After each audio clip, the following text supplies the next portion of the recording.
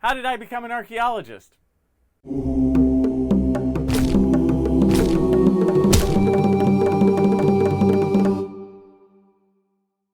Common question that I get.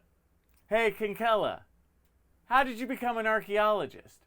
Or, on the other side of it, why did I become an archaeologist? Right? So that story is maybe not exactly what you would think. I will say that going into college, I did not know what I wanted to be. You know, I had vague ideas. I actually was really into acting. I thought I was going to be a drama major. I came into college undeclared, but I was angling towards drama. Like I was starting to take the drama classes and that kind of stuff. I had done a little bit of drama in high school and I really liked it. So I did not come into college with a plan of like, oh, I'm just going to be an archaeologist. It's going to work out great. Really, what happened was a funny string of events that led me to here.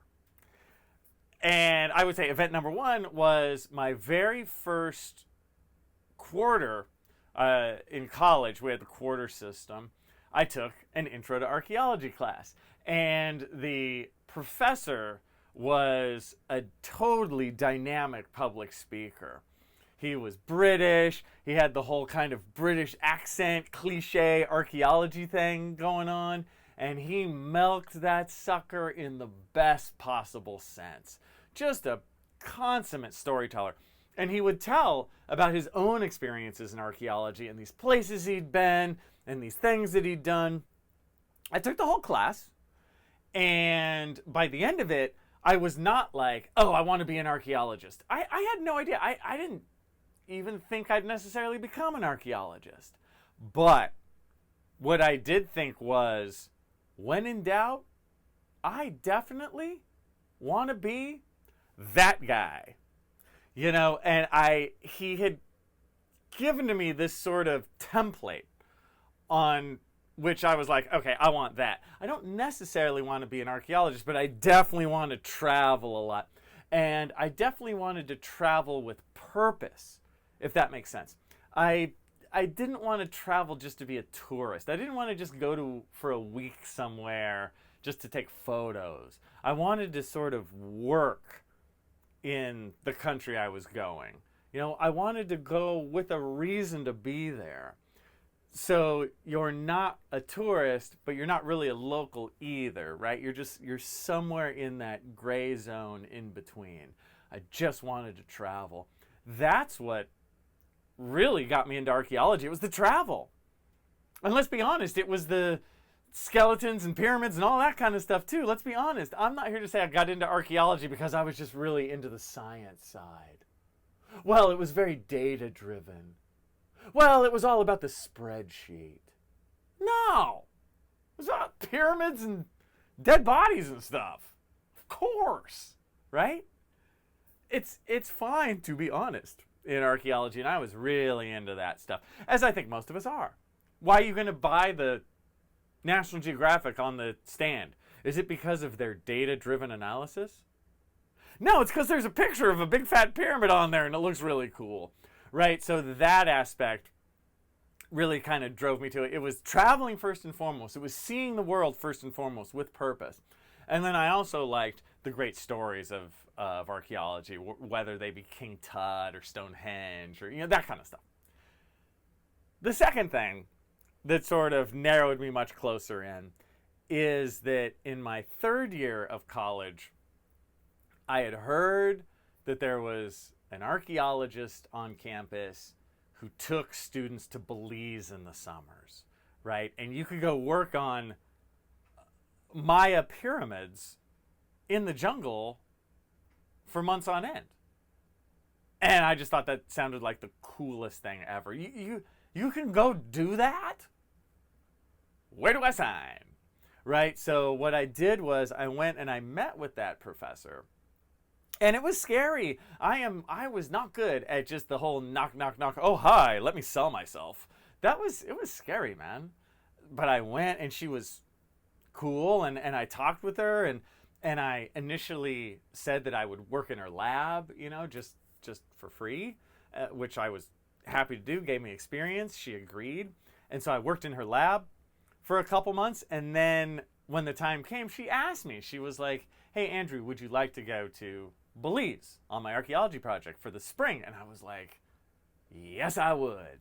And that was the spring quarter of my junior year, so my third year in college. And so I spent whatever that is, 11 weeks, 12 weeks in the jungle, right? 3 months in the jungle of Belize, working on an archaeology crew, doing the thing, living the dream, right? And that really solidified it for me. At the end of those 3 months, I knew, again, it's funny, I wasn't 100% sure that I still wanted to be an archaeologist, but I definitely still wanted to keep doing that whole go to foreign country for months on end and work there with purpose. So after that, it kind of snowballed, where then I got into the groove of, okay, with my summer, I want to go somewhere and work on an archaeology project, right? So after that, really almost every year of my life, barring a handful, I went somewhere on an archaeology project, whether it was back to Belize, maybe 2 years after that, 2 summers later, I went to Germany for a summer and worked on an archaeology project. I helped one of my friends in Baja, Mexico, all the way down at the bottom of Mexico, on his project in the summer. There was stuff locally in California that I did certain summers. I went to a lot of different places. And I just feel so fortunate for that time, right, looking back. But there were kind of golden moments then. I signed up as an anthro major. Honestly, even before I went to Belize, I declared an anthro major. I didn't declare until kind of the end of my second year in college. But after the Belize thing, I was like, okay, I'm going to continue on this. So I got my bachelor's degree. But even after that, I kept going to Belize. I kept working on archaeology projects. The next time I went to Belize, I went for 4 months, right? And so what happened was, after I left with my bachelor's, I spent 2 years not in school at all. But during those 2 years, I went on several different projects. You get to this point, at least in archaeology, where I had a lot of personal experience, like way more experience than a typical person of my age. So actually, getting an advanced degree was a natural step. It was like, I have all this experience and data, really. I worked on these projects and I dug these excavations and all this. It wouldn't be that hard just to take what I'm already working on and focus it down and make it into a master's thesis. So I decided to get a master's degree.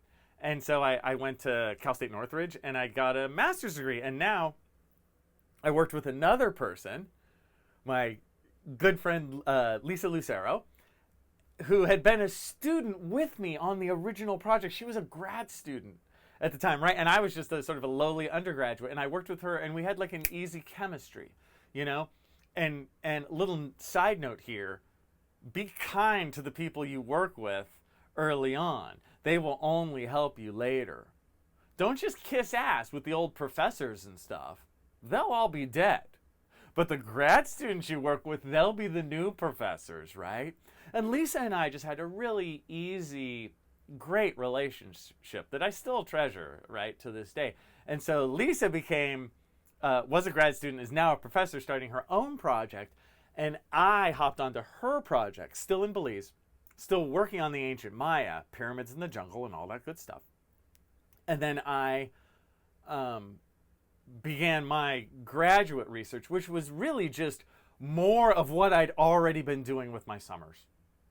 So in that way, I had it easy in that way as a grad student because my project was already set. But it wasn't just because I was lucky. It was because I had already put the work in. I put the months in of doing that sort of specific work. So I got my master's, and I thought I was done. I thought I was, like, finished with this archaeology thing. Basically, I was kind of into the acting thing still a little bit. I was kind of into film. I'd been a double major in film earlier. I kind of wanted to ride the film thing out a little bit. But I started to miss academia a little bit. And I will say, one of the other golden moments for me in archaeology, the sort of how did you become an archaeologist? With a master's degree, you can become part of the Register for Professional Archaeologists. So you can send in, and when I did that, and I got my membership in the Register for Professional Archaeologists, that's really the moment when I felt like I was an archaeologist. You know, before that I was like, am I a student? Am I a grad student? Am I really an archaeologist? I don't know. It's sort of this slow morphing. But when I got my membership to the Register of Professional Archaeologists after I'd finished my master's degree, I am like, yep, I am an archaeologist. And that was a really important moment for me. That was great. There was a real feeling of accomplishment there on that one. So, knowing thyself, and knowing that I enjoy an audience, I enjoy the teaching, professoring part of archaeology the most of all, I wanted to segue into that world. Still doing research, but being a college professor, that was something that seemed cool to me. And I thought with a master's, I could at least get some part-time jobs and stuff. And initially, I didn't get anything. I sent out resumes to local community colleges and stuff. I got nothing. And I was still going to Belize in the summers. And I wasn't getting much. Sending out resumes. So guess what? I had a chance encounter actually at a party thrown by the original archaeologist who I went to Belize with all those years back. She would throw parties every so often of all the old crew members to come back together and sort of swap stories and, hey, how you doing? Out at UC Santa Barbara. I'm at this party and there was this other archaeologist, this guy, who was a professor at UC Riverside.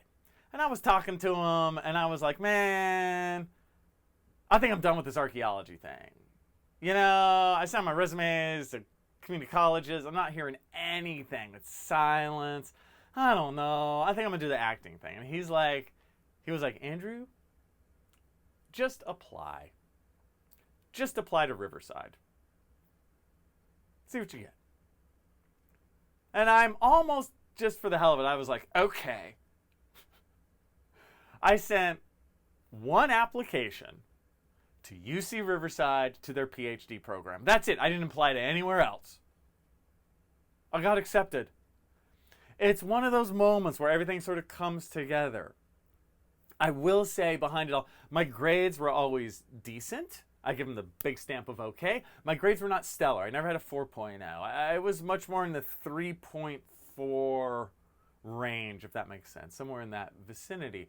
But I had a ton of personal experience. And by that point, too, I'd had a master's thesis that I wrote, right? And I'd also worked in local archaeology some, so I could show a really whole cloth approach to archaeology.